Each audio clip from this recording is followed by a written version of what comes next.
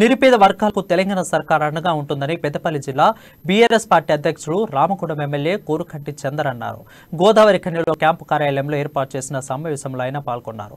ఈ సందర్భంగా గతంలో ఇల్లు నిర్మించుకున్న 66 మంది లబ్ధిదారులకు ప్రభుత్వం జీవో 58 ప్రకారం పట్టాలు ఇచ్చామని పేర్కొన్నారు. తెలంగాణలో అన్ని వర్గాల ప్రజలు సీఎం కేసీఆర్ పాలనలో ఆనందంగా ఉన్నారని అన్నారు. ఈ కార్యక్రమంలో నగరం mayor doctor Bangi Anil Kumar, MRO Jakid Pasha పాల్గొన్నారు.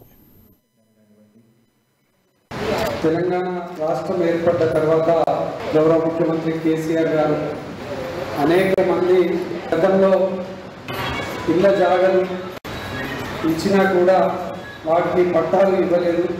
వారికి ఇల్లు కట్టుకునే విషయంలో ఎప్పుడు కూడా అభద్రత భావంతో ఉండడంతో పాటు ఆ ఇల్లును మంచిగా కట్టుకుందామని ఓ బ్యాంకు నుండి లోన్ తీసుకుందామనుకున్నా, లేకపోతే ఇతరులకు ఎవరికైనా అమ్మాలని ఆలోచన చేసినా కూడా దానికి మినిమం విలువ లేకుండా